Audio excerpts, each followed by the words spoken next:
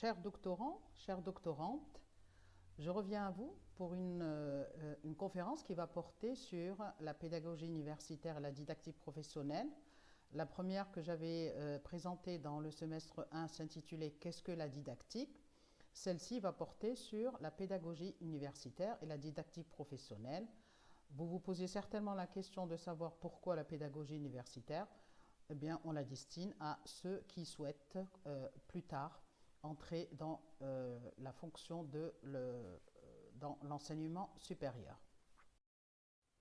Objectif de cette conférence, c'est de comprendre les fondements de la pédagogie universitaire, connaître les pratiques universitaires et connaître la didactique professionnelle.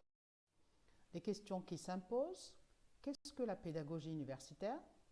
Que signifie enseigner dans le supérieur? Qu'est-ce que la didactique professionnelle? Quel lien entretient-elle avec la pédagogie? Je vais faire un petit rappel de la première conférence que j'ai présentée intitulée « Qu'est-ce que la didactique ?» où j'avais montré la différence entre la didactique et la pédagogie. Justement, si la didactique c'est une discipline de théorisation, une discipline de recherche, la pédagogie c'est une discipline appliquée. Elle s'intéresse aux interactions humaines, donc il y a toujours une communication interhumaine qui s'inscrit dans la pédagogie. Et le mot-clé, c'est l'apprentissage. La pédagogie, c'est les manières d'apprendre et bien sûr, elle s'intéresse à la qualité de l'acquisition. On va voir ce qu'est la pédagogie universitaire. D'abord, une définition du concept de pédagogie. La définition que je vous mets ici, elle est extraite du dictionnaire des concepts clés de pédagogie de Françoise Raynal et d'Alain Rienier. Et les deux auteurs expliquent la pédagogie comme étant toute activité, et vous allez voir dans la définition que j'ai souligné des mots-clés, toute activité déployée par une personne pour développer des apprentissages chez autrui. Vous voyez bien la communication entre les personnes. Ici, vous avez une personne chez autrui. Donc, il y a bien une relation interhumaine. C'est une activité, donc, il s'agit d'une série d'actions qui visent à provoquer des effets. Dans quel but? On va développer des apprentissages. Donc ici, on est dans faire apprendre et on est dans le domaine de la pratique. Vous allez voir que la pédagogie ne se limite pas qu'à l'enseignement. On fait de la pédagogie même dans la vie de tous les jours. Un exemple, un ingénieur des BTP, par exemple, expliquant aux ouvriers les actions à réaliser. Il est dans une démarche pédagogique. Un juriste, un notaire, par exemple, explique à son client les principes de l'héritage et de la succession. Il est dans une démarche pédagogique. Un médecin qui explique à son patient le traitement à suivre, il lui explique la démarche, il lui explique un certain nombre de choses. Il est dans une démarche pédagogique. Si on revient donc au monde de l'enseignement et on inscrit la pédagogie dans un cadre universitaire, vous allez voir qu'elle ne touche pas que les tâches de l'enseignant. Elle touche les tâches de l'enseignant et les tâches de l'étudiant. Les deux travaillent ensemble. Et lorsqu'on est dans ces actions qui visent à provoquer des effets, le faire apprendre, bien sûr, nécessite le recours à de multiples stratégies. Pourquoi? Parce que les gens à qui on s'adresse pour faire apprendre quelque chose développent eux aussi des stratégies d'apprentissage multiples. On n'a pas le même mode d'apprentissage et c'est la raison pour laquelle, quand on est dans un cadre d'enseignement, on doit faire attention aux différentes stratégies développées par l'étudiant, par l'apprenant, pour apprendre. Que signifie enseigner dans le supérieur? Enseigner dans le supérieur, c'est un métier qui s'apprend. En effet, il demande des prérequis pédagogiques. Un enseignant nouvellement recruté, un diplômé avec un doctorat et puis quelques-uns aujourd'hui de l'ancien système ayant le magistère, sont recrutés dans les établissements de l'enseignement supérieur. On demande des prérequis pédagogiques. Certains les ont quand ils ont enseigné ailleurs, d'autres ont peu ou prou de prérequis pédagogiques. C'est la raison pour laquelle le ministère de l'Enseignement supérieur a mis en place en 2016 un programme, un arrêté qui fixe les modalités d'accompagnement des enseignants nouvellement recrutés à travers un programme de formation dès la première année. Les enseignants nouvellement recrutés à l'université dans les écoles supérieures suivent un enseignement à distance et un enseignement en présentiel. C'est une formation, pas un enseignement, c'est une formation pédagogique donc, qui met l'accent sur le développement des compétences pédagogiques. Alors, je vous ai dit tout à l'heure, dans le titre, vous avez vu pédagogie universitaire et didactique professionnelle. Justement, ici, pour comprendre c'est quoi enseigner dans le supérieur et quelles sont les tâches, on va avoir recours à des concepts de didactique professionnelle que vous avez ici. Alors, trois courants légèrement différents, mais qui se complètent. Lorsque on est titulaire d'un diplôme universitaire, quel qu'il soit, ingénierat ou universitaire de manière globale, on a une idée globale de ce qu'on va faire.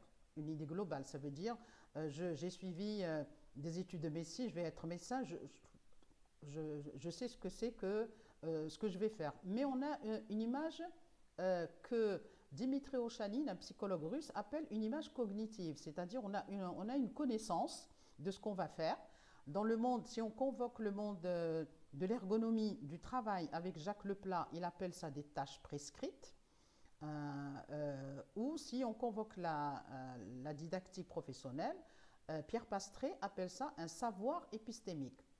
Cette image cognitive, cette tâche prescrite, ce savoir épistémique, on l'acquiert dans la formation initiale diplômante. Formation initiale diplômante, c'est-à-dire le diplôme universitaire qu'on a obtenu, un ingénierat ou bien une licence et même avec un master.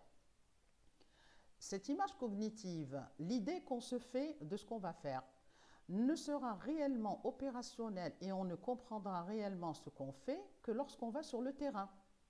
Sur le terrain, cette image cognitive, Dimitri Ochanin l'appelle image opérative. L'image opérative, pour lui, elle se construit au cours de l'action, c'est-à-dire on ne peut comprendre réellement la tâche, comment la réaliser, que lorsqu'on la fait dans l'action, on comprend mieux. C'est la même chose pour la tâche prescrite qui, sur le terrain, est une tâche effective. Et ce savoir épistémique, lorsqu'on le met en œuvre, il devient un savoir pragmatique. Justement, le problème qui se pose pour les diplômes universitaires, quels qu'ils soient, même si dans certaines formations, dans le supérieur, ces diplômes se soldent par un stage sur le terrain, en entreprise ou autre, mais bien sûr, le stage ne peut pas recouvrir toutes les situations que rencontrera le sujet une fois qu'il obtient son poste et qu'il commence à travailler. C'est la raison pour laquelle on parle de développement professionnel qui se fait au cours de l'action, c'est-à-dire il y a plein de situations inattendues que rencontre celui qui travaille. Il va dire mais moi je n'ai pas vu ça dans ma formation initiale, j'ai pas vu ça quand j'ai fait ingénierat, j'ai pas vu. C'est tout à fait normal parce qu'on ne peut pas prévoir toutes les situations. Mais maintenant il est question de développer, d'opérationnaliser la formation universitaire pour que le sujet, une fois sur le terrain, ne soit pas démuni, ne soit pas devant les situations, on va dire, inattendues. Alors, on va aller vers la NAM. La NAM, c'est la nomenclature des métiers et emplois, la nomenclature algérienne, des métiers et emplois que vous trouvez sur ce site, qui définit quelles sont les tâches prescrites des différents métiers qu'on trouve en Algérie, ingénieur, médecin, cadre bancaire, architecte, juriste, etc. Et quand vous cliquez sur un de ces fiches, vous avez bien sûr après les différentes spécialités. Par exemple, si vous cliquez sur ingénieur, un ingénieur des mines, un ingénieur hydraulique, un ingénieur des ponts et chaussées, ont peut-être des points communs, mais pas la même tâche, la tâche prescrite. Ce qui fait que si je vais pour l'enseignement, déjà pour l'enseignement, la NAM, elle sépare l'enseignement dans le système éducatif, donc enseignement scolaire. On va laisser ça de côté et on va s'intéresser à la fiche qui décrit l'enseignement supérieur et la recherche scientifique que vous avez en face de vous. Cette fiche est numérotée 01501. Que dit-on dans cette fiche comme tâche prescrite pour enseigner dans le supérieur? Alors, l'enseignement supérieur organise la formation des étudiants, c'est-à-dire le sujet, celui qui va enseigner dans le supérieur. Il organise la formation des étudiants selon les programmes d'enseignement au sein des établissements universitaires. Quelqu'un qui vient d'obtenir son doctorat, il veut aller enseigner à l'université, ça reste vague. Organiser la formation des étudiants, c'est un peu vague, c'est pas précis. On a besoin de savoir exactement quelles sont les tâches précises que je vais réaliser.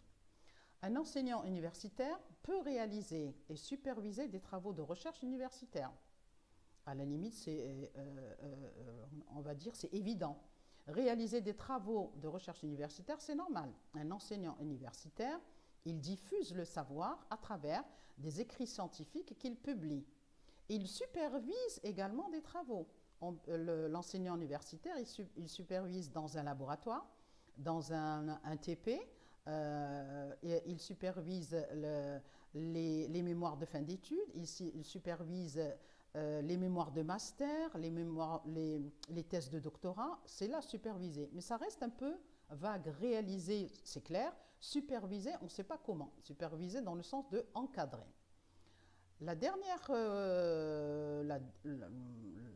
compétence de cette fiche, l'enseignant universitaire peut diriger une structure ou une unité de recherche universitaire. Là, je dirais que c'est une fonction administrative et elle ne recouvre pas exactement la tâche prescrite de l'enseignant du supérieur. Alors, quelles sont les tâches de l'enseignant du supérieur? Un enseignant universitaire, qu'est-ce qu'on demande de lui? D'abord son diplôme, c'est tout à fait normal. Maintenant, les enseignants du supérieur sont recrutés à partir du diplôme de doctorat. Ils doivent avoir des compétences dans leur spécialité, des compétences aller jusqu'à la maîtrise, hein, même si je mets maîtrise entre guillemets, mais quand même c'est l'élément le plus important.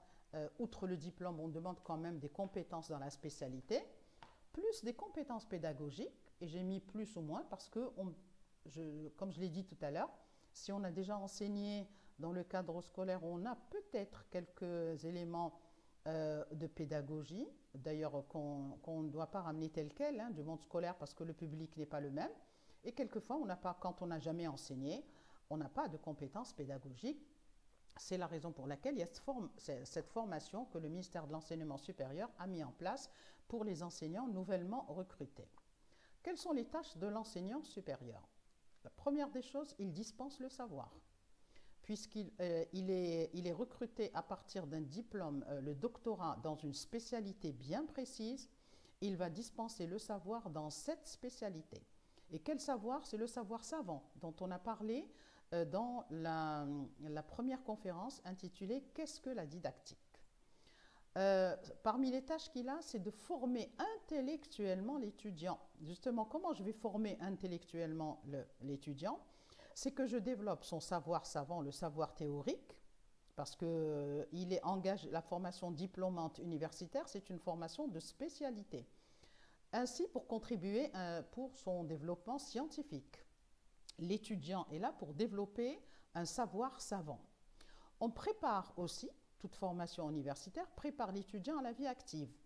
Donc, pour le préparer à la vie active, parce que tous les diplômes, la grande majorité des diplômes universitaires destinent au monde socio-économique, donc pour l'employabilité.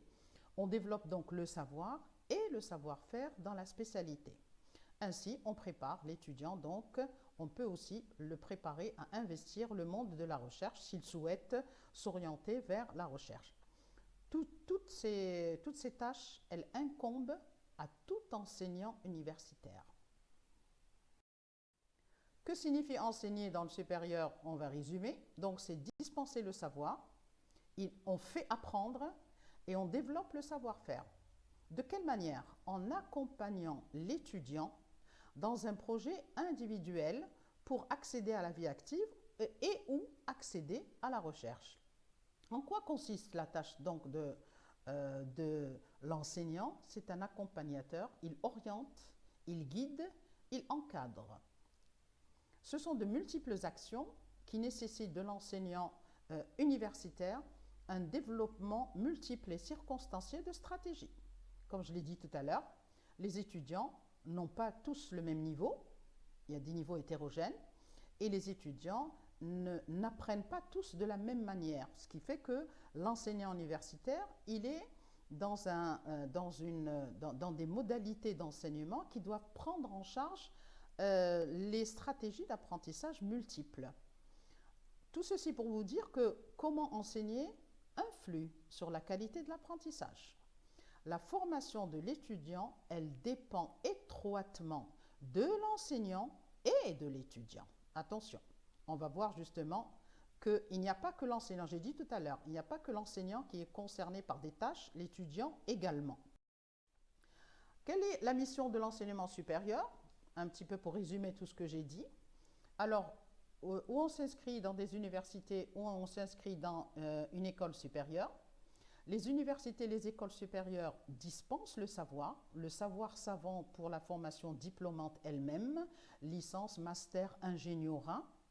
C'est un savoir savant, quel est ce savoir? C'est un savoir savant, mais plus un savoir-faire, puisque le diplôme, il destine au terrain, il destine donc au monde socio-économique. Il va directement avec son diplôme avoir du travail. Mais la mission de l'enseignement supérieur des universités et des écoles supérieures aussi est de produire et de diffuser le savoir. Lorsqu'on est dans un laboratoire, lorsqu'on est enseignant-chercheur, et c'est là la différence entre un enseignant universitaire et un enseignant-chercheur. Un enseignant universitaire doit obligatoirement être enseignant-chercheur, et pour être enseignant-chercheur, il faut produire le savoir, le diffuser à travers les articles scientifiques publiés dans les revues, les ouvrages théoriques, les polycopiés de cours à diffuser pour les étudiants. Quel est ce savoir qui est produit et diffusé par l'enseignant-chercheur? C'est un savoir savant qui destine à la recherche scientifique. Donc, la mission de l'enseignement supérieur, que ce soit les universités ou les écoles supérieures, qu'on destine à l'employabilité des diplômes ou à la recherche scientifique, les deux concourent au développement socio-économique du pays. C'est tout à fait normal. Alors, la pédagogie universitaire, dans l'enseignement traditionnel, elle se caractérisait par, vous voyez la flèche, elle est unidirectionnelle, par la transmission du savoir et des connaissances. L'enseignant, dans l'enseignement traditionnel, c'est celui qui sait tout, et les étudiants sont là pour consommer ce savoir. Aujourd'hui, non. Il y a un changement de paradigme. Pourquoi? Parce que l'accès au savoir se fait de multiples façons. Il y a des sites dédiés à des revues scientifiques, des ouvrages entiers sont mis à la disposition des étudiants, de ceux qui veulent apprendre. Vous avez également non seulement des ouvrages en ligne, mais vous avez aussi des vidéos, des cours qui sont diffusés, ce qui fait qu'il n'y a pas que l'enseignant qui diffuse le savoir, l'étudiant peut accéder au savoir de multiples façons. On va voir deux types de pédagogie qui sont contraires à la pédagogie transmissive. Elles ont été initiées il y a très longtemps, hein. L'une d'elles, bon, elles se recoupent, j'ai mis un d'eux, mais en vérité, elles se recoupent. Ce que John Dewey, qui est un philosophe américain de l'éducation, appelle la pédagogie progressive. Il prône pour la pédagogie de l'expérience. C'est une approche pragmatiste qui consiste à faire apprendre par l'action, par la pratique, par l'expérience, apprendre par le biais d'un projet de faire. Pour John Dewey, on met l'apprenant dans une situation d'apprentissage, puis on lui apprend à convoquer la théorie. Ce n'est pas la théorie qu'on va mettre directement en pratique. On peut passer par la théorie pour la mettre en pratique, on va vers l'expérience, mais il préfère plutôt mettre le sujet apprenant dans une situation où c'est lui qui travaille, c'est lui qui agit, c'est lui qui fait tout. Un peu dans ce même ordre d'idées, ce qu'on appelle la pédagogie active ou active learning, prôné par le pédagogue allemand Friedrich Froebel. Pour lui, l'apprentissage, il met l'accent sur l'apprentissage qui développe la capacité de l'étudiant ou autre, hein, de l'apprenant, à mobiliser à bon escient les ressources acquises, les théories, le savoir savant. Il met l'accent sur l'apprentissage de la manière de convoquer la théorie, de la mettre en pratique. C'est vrai, il y a beaucoup d'enseignants et d'étudiants, à la limite, ils peuvent maîtriser la théorie, mais le fait de la mettre en pratique, quelquefois, ils ne savent pas la mettre en pratique. Or, la pédagogie active, elle met l'accent sur ça. On doit apprendre à l'étudiant comment opérationnaliser les savoirs savants, comment mobiliser les savoirs et les ressources théoriques qu'il a acquises dans une situation donnée. Il faut le mettre en situation dans un contexte donné. Le mot situation, on va le voir tout à l'heure. Quelques postulats de la pédagogie active que j'ai extraits de l'école des ponts et chaussées. Ils disent on apprend par l'expérience pratique et non pas seulement dans un contexte académique, ce qu'on appelle un apprentissage expérientiel.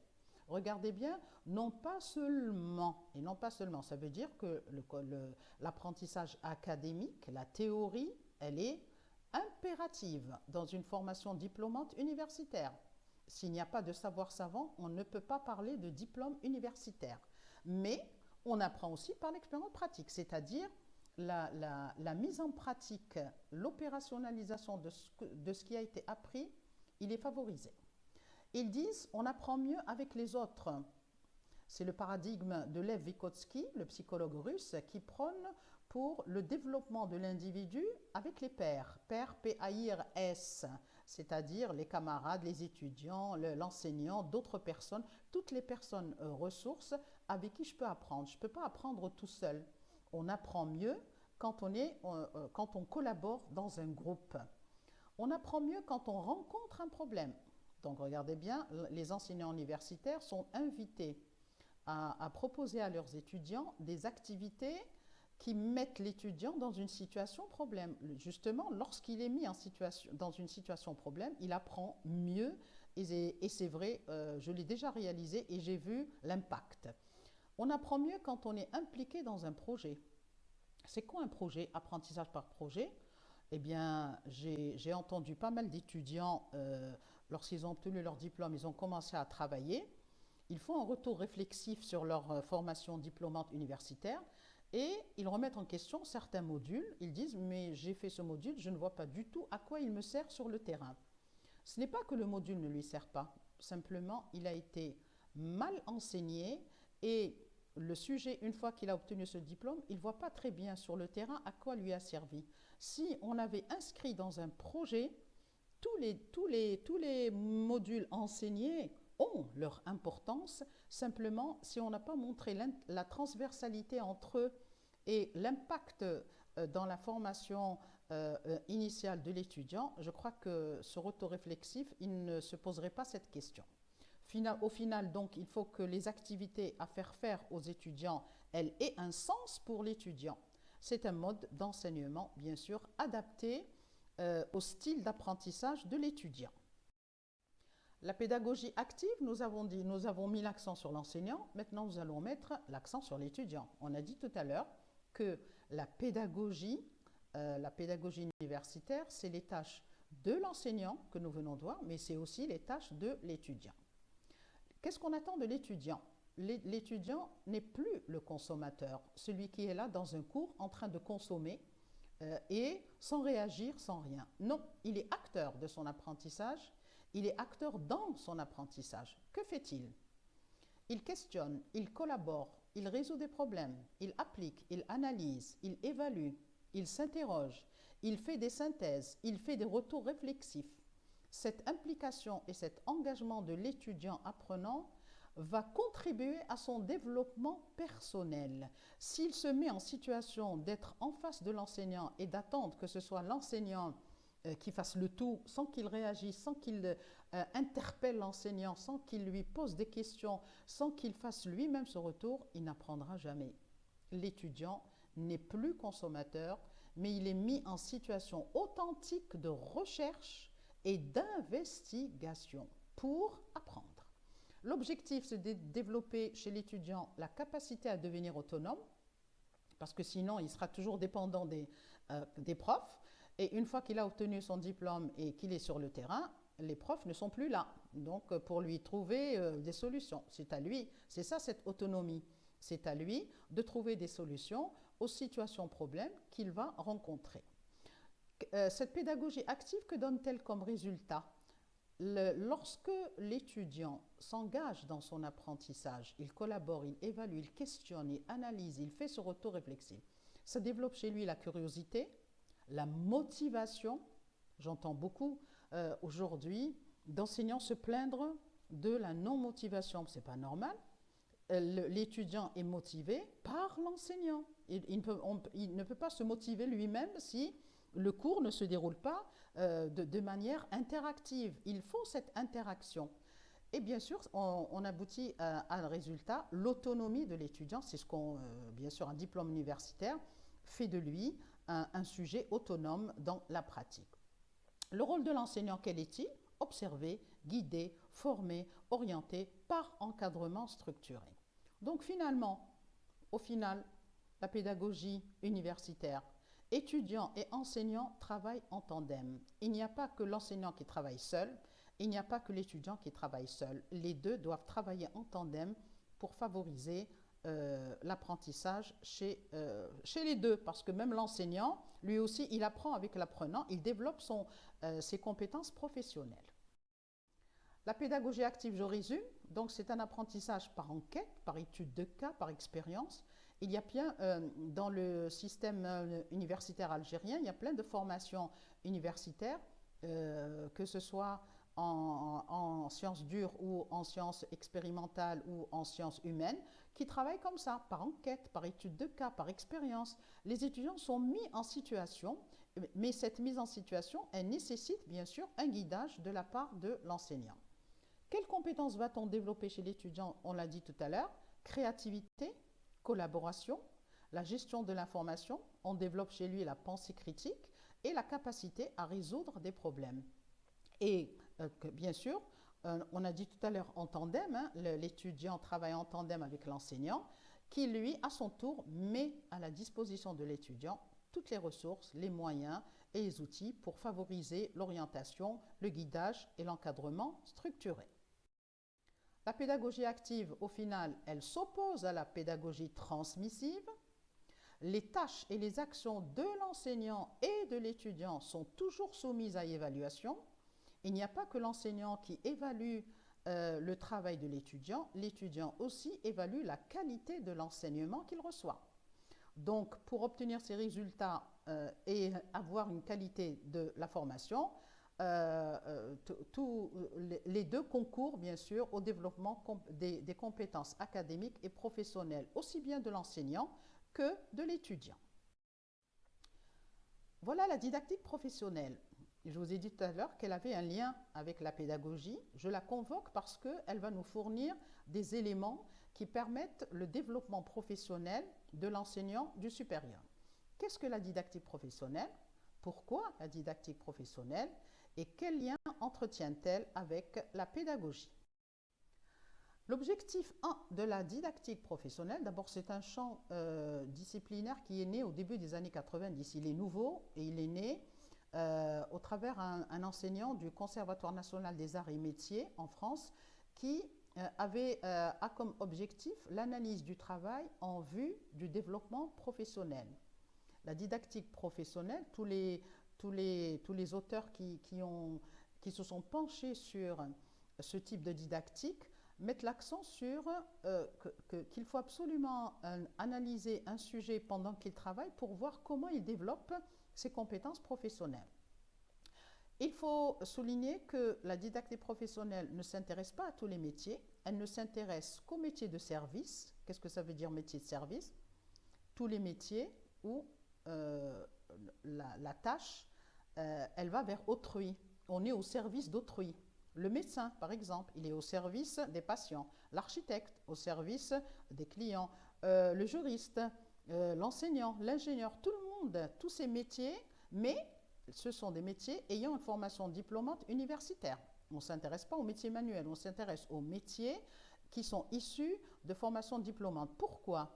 Parce que, comme je l'ai dit tout à l'heure, il y a un savoir académique épistémique qui sera, la tâche prescrite, elle sera mise en situation pour une opérationnalisation de cette tâche, donc la tâche effective. Cette tâche effective sur le terrain, que demande-t-elle? La conceptualisation dans la tâche. C'est cette conceptualisation qui intéresse la didactique professionnelle, c'est-à-dire comment le sujet se développe dans les situations authentiques qu'il rencontre une fois qu'il commence à travailler. La didactique professionnelle, donc, elle s'intéresse à tout métier de service où il y a des interactions humaines. Par quoi se caractérisent ces interactions humaines? Par un discours de spécialité, un langage professionnel, c'est normal. Hein. Un médecin, avec un médecin, on est dans le discours de spécialité. Les ingénieurs entre eux, les juristes entre eux, les sociologues entre eux, les didacticiens entre eux, il y a toujours un langage professionnel. Par quoi se caractérise ce langage professionnel? Il articule le savoir académique et aussi le savoir-faire dans la spécialité. Bien sûr, à l'écrit et à l'oral. On doit être compétent dans les deux. La présentation dans un écrit scientifique et la présentation à l'oral. Objectif numéro 2 de la didactique professionnelle, comme on a vu tout à l'heure, la mise en place d'un programme de formation, formation continue destiné aux enseignants nouvellement recrutés, c'est la mise en place d'un dispositif d'accompagnement. Alors, la didactique professionnelle, elle s'inscrit ou elle s'est constituée à partir de 3 courants théoriques. Elle est allée récupérer pour l'analyse du travail des outils, des méthodes dans le monde de l'ergonomie, c'est le monde du travail, à travers des auteurs de référence comme le russe Alexis Leontiev et Jacques Leplat, qui mettent l'accent sur la théorie de l'activité. Le deuxième courant, c'est bien sûr le courant de la psychologie du développement, c'est tout à fait normal, pour voir comment le sujet se développe et développe ses compétences. Et bien sûr, la didactique des disciplines que vous avez vu dans la conférence numéro 1 à travers 2 auteurs clés, Yves Chevalard et Guy Brousseau. Alors, dans le monde de la didactique professionnelle, il y a une théorie qui intéresse beaucoup les auteurs, c'est la théorie des champs conceptuels, ou appelée aussi la conceptualisation dans l'action. C'est quoi la conceptualisation dans l'action? L'idée, c'est que le développement des compétences professionnelles se fait dans et par l'action.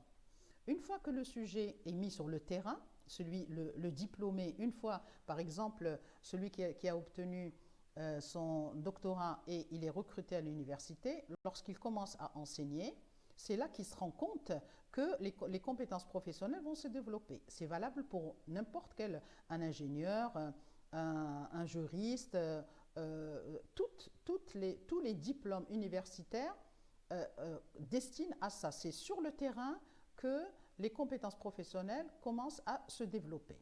Mais elles se développent dans l'action et par l'action. Si on ne fait rien, on n'apprend rien. Le sujet en activité, donc, que fait-il? Il adapte les connaissances et le savoir savant acquis. Il va l'adapter aux situations dynamiques qu'il rencontre. C'est ce qu'on appelle la conceptualisation dans l'action. Que nous dit Gérard Vergniaud? Il nous dit que le sujet construit des connaissances pragmatiques au travers des actions effectuées. La didactique professionnelle, elle s'intéresse aussi à la didactique des disciplines à travers les 2 auteurs clés.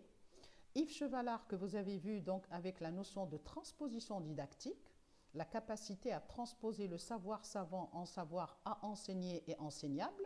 Pour vous, les doctorants, je vous ai dit que la didactique, c'est une discipline de recherche qui vous permet à vous de transposer le savoir savant que vous avez lu, que vous avez repéré, consulté dans différents ouvrages, théories et autres, pour que vous puissiez l'expliquer et le mettre dans votre thèse. Donc, vous le transformez, il subit une transposition. Et vous avez la théorie des situations didactiques de Guy Brousseau. Pourquoi c'est une théorie qui intéresse beaucoup la formation continue? Parce que les circonstances, nous dit Guy Brousseau, qui président à la diffusion et à l'acquisition du savoir et des connaissances, pour provoquer un apprentissage, elles sont très importantes. C'est très important de savoir dans quel cadre, dans quel contexte je suis en train d'apprendre. Est-ce que je dispose de tous les outils, de tout le cadre? La situation didactique, elle met en place un certain nombre d'éléments qui concourent au développement de l'apprentissage. S'il y a un élément qui manque, l'apprentissage est insuffisant. Je vous reprends ici le dictionnaire de concepts clés de pédagogie dont je vous ai parlé justement, qui explique que enseigner, c'est proposer, regardez bien, proposer à l'apprenant un certain nombre de situations qui visent à provoquer l'apprentissage. Et le mot situation didactique, c'est pluriel, ce sont les situations problèmes, les situations dans lesquelles va se dérouler l'apprentissage. Elles sont impératives pour un apprentissage de qualité. Finalement, donc, enseigner, en quoi consiste l'enseignement ou enseigner à l'université? C'est agir pour le développement à la fois des étudiants, pour l'obtention de leur diplôme, pour les préparer à la vie active et les préparer au monde de la recherche, mais on agit aussi pour son développement personnel, parce que le développement des compétences de l'enseignant se font aussi par quand on enseigne, on apprend aussi le métier d'enseignant.